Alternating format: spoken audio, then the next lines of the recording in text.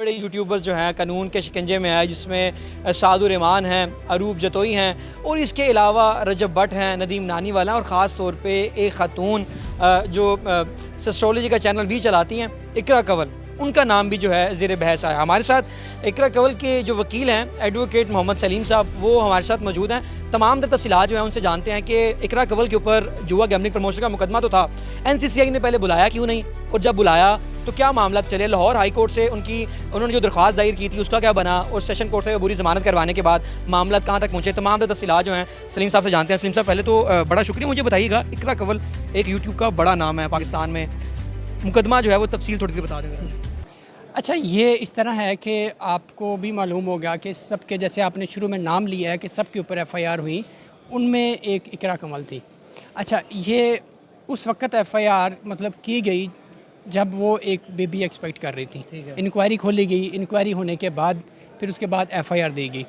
लेकिन as a law abiding citizen, as a good citizen होने के नाते इकरा जो है वो शामिल तफ्तीश भी हुई और आके कोर्ट में सरेंडर भी किया, और अभी भी बाकायदगी से जहाँ जहाँ पे NCCA बुलाता है इन्वेस्टिगेशन के लिए या जो भी डॉक्यूमेंट्स या प्रूफ वो मांगते हैं, वहाँ पे जाके वो अपनी सफाई के लिए सब कुछ पेश करती हैं। और हाई कोर्ट उधर सेशन कोर्ट में जाके प्री अरेस्ट बेल में भी हमारी हमने वहाँ पे मौक़िफ़ इख्तियार किया हुआ है कि ये जो FIR है हमारे कानून के मुताबिक ये सिरे से बनती ही नहीं है, लेकिन उसके बावजूद चूँकि FIR होगी है, और हम इस टाइम उम्मीद कर रहे हैं कि जो भी इन्वेस्टिगेशन ऑफिसर्स हैं इसकी वो एक जामिया और मुकम्मल और इंसाफ और मबनी इसके ऊपर तहकीकात करेंगे। अच्छा सर, आपने FIR की बात की कि FIR बनती नहीं है। FIR जो है ये उस वक्त की है जब ये केस जब शुरू हुआ था अगस्त की, जिसमें सादुर रहमान को वहाँ से पकड़ा गया एयरपोर्ट से जाते हुए, और उसके बाद बाकी यूट्यूबर्स का नाम आया। लाहौर हाई कोर्ट आप आए थे कि हमारे पे जो मुकदमा है वो जो है वो कानून के मुताबिक नहीं है, वो बनता नहीं है, वो क्या तफसीलात ये बताइए। हाँ, जो हम हाई कोर्ट में आए थे वो हमने क्वैशमेंट की रिट फाइल की थी। ठीक है। उसमें भी हमने यही मौक़िफ़ इख्तियार किया था कि ये जो हमारे ऊपर एलिगेशन है, देखिए एलिगेशन है प्रमोशंस का, और उस प्रमोशन की वजह से क्या हुआ है, उसकी वजह से दो चीज़ें हैं जो FIR कहती है। एक तो ये है कि जो पब्लिक है, जर्नल, उसको नुकसान हुआ है या किसी इंडिविजुअल का नुकसान हुआ है। दूसरा ये है कि नेशनल इकॉनमी जो है उसको डाउनफॉल आया है इस प्रमोशन की वजह से। हमने कहा कि इसमें कोई प्राइवेट कंप्लेनेंट ही नहीं है, कोई ऐसा बंदा है ही नहीं, कोई मुतासरा फ्रीक ही नहीं है जिसका नुकसान हुआ होगा।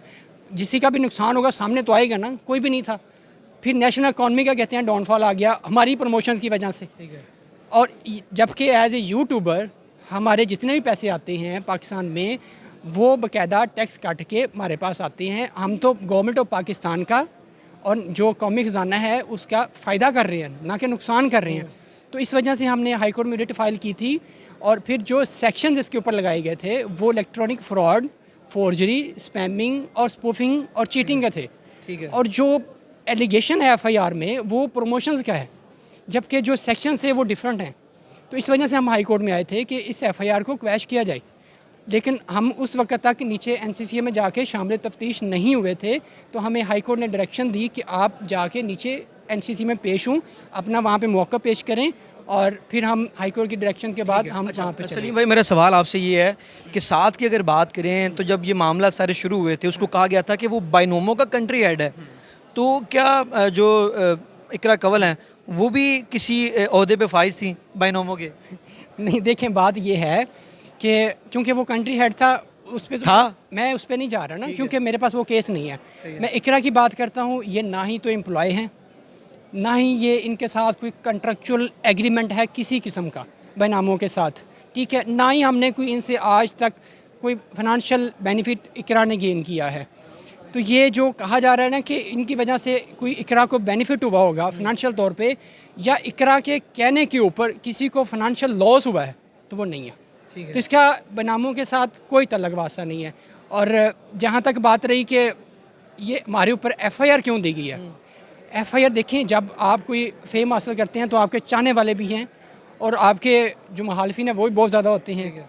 तो ये सिर्फ रेपुटेशन को, सेल्फ रिस्पेक्ट को और सोशल जो रिस्पेक्ट है उसको डैमेज करने के लिए FIR दी गई थी। अच्छा, आपने भी पहले बताया कि शामिल तफ्तीश नहीं हुए थे और अदालत ने हदायत जारी की आप शामिल तफ्तीश हो जाए। मेरा सवाल आपसे ये है कि आपका क्लाइंट शामिल तफ्तीश हुआ क्यों नहीं?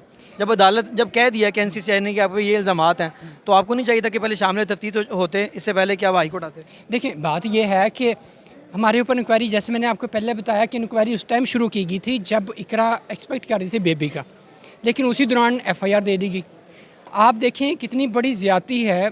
अभी भी जब NCC ऑफिस में जाती हैं शामिल तफ्तीश होने के लिए या कोर्ट में आके सरेंडर करती हैं, तो बेबी ब्रेस्ट फीडिंग है, घर छोड़ के आती हैं, यहाँ से पेशियाँ भुगतने के बाद जाके फिर करती हैं। तो ये ना सिर्फ इकरा के साथ ज़्यादती है, बल्कि जो बेबी घर में छोड़ा हुआ है उसके साथ भी जुल्म है। ठीक है, अब बात रही एक FIR होगी।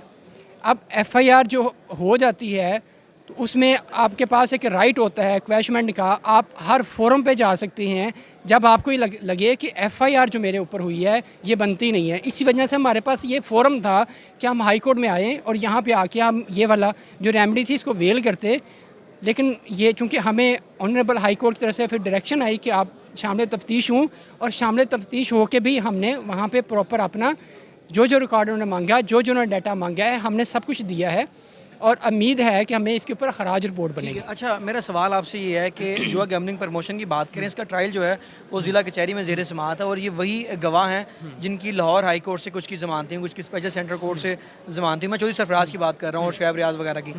उनका क्या किरदार है इस सारे केस के अंदर, और क्या अगर अदालत उनको गवाही के लिए बुलाती है तो वो क्या मैटर करेगी?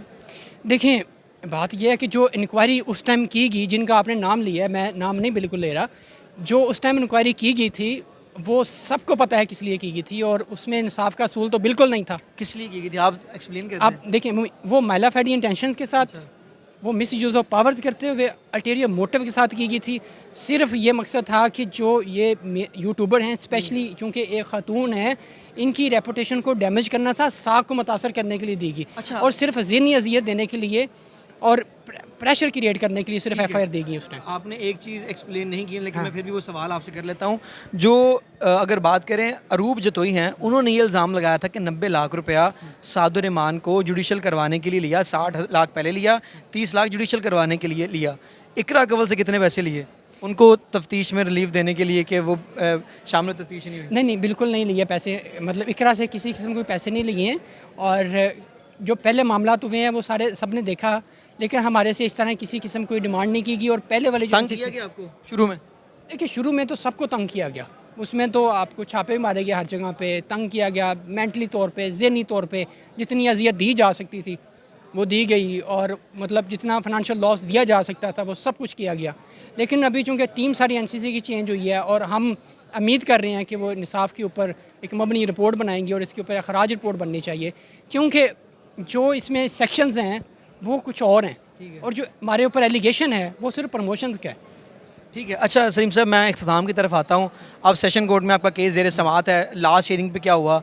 हमने तफसीलात तो दे दी थी, मैं चाहता हूँ कि आप जो है वो बेहतर तरीके से बता दें कि लास्ट हियरिंग पे क्या हुआ और आइंदा समाअत में क्या होने वाला है इन फ्यूचर। क्या रिलीफ मिलने वाला है कि यहाँ अभी भी डेट पे तारीख पर तारीख जो अदालतों में होता है वो सिस्टम चलेगा? देखिए जहाँ तक रिलीफ की बात है वो तो ऑनरेबल जो कोर्ट हैं उन्होंने डिसाइड करना है, और जो इन्वेस्टिगेशन एजेंसीज़ हैं वो उसके ऊपर अपनी इन्वेस्टिगेशन कर रही हैं। हमारा सिर्फ काम है कि हम कानून के मुताबिक उसके ऊपर बात करें और इंसाफ के लिए हम लड़ते रहें और कोशिश करते रहें, जो हम कर रहे हैं। और उसमें यह है कि जो लास्ट डेट पे, क्योंकि इसमें गैजेट्स, डिजिटल गैजेट्स इन्वॉल्व हैं, मोबाइल इन्वॉल्व हैं, लैपटॉप्स वगैरह इन्वॉल्व हैं। अच्छा, इकरा कवल के भी लैपटॉप और मोबाइल वगैरह उनके कब्जे में? हाँ बिल्कुल, क्योंकि फ्रेंजी के लिए गए हुए हैं। बिल्कुल गए हुए हैं अभी तक, इसलिए चूँकि फ्रांसी गए हुए हैं तो टाइम लगता है। ठीक है। फ्रांसी की रिपोर्ट सर कितना टाइम? 6 महीने? देखें ये काम मेरा नहीं है या ये काम इकरा का नहीं है। आपने अदालत में तो बताया होगा ना कितना टाइम लगता है? 1 हफ्ता, 2 हफ्ता, 1 महीना, 5 महीने, 6 महीने, 7 महीने, क्योंकि अगस्त का केस है। अब इस केस को भी 8 महीने हो गए हैं। देखिए बात ये जो है ना, जो फ्रांसी की रिपोर्ट है ये फ्रांसी लेबॉर्ट्री से होके आनी है, उनका काम है और इन्वेस्टिगेशन का काम है। क्या मोबाइल बाहर भेजे हैं फ्रेंसी के लिए? नहीं, मैं इस पर कुछ नहीं कह सकता। हमारी तो ये हम तो ये कह रहे हैं कि जल्दी इसकी इन्वेस्टिगेशन कंप्लीट हो। जैसे मैंने आपको कहा कि वो एक ब्रेस्ट फीडिंग बेबी उनके पास है और वो उनको छोड़ के आती हैं, उनके लिए बड़ा मसला होता है वापस जाके फिर सब कुछ करना।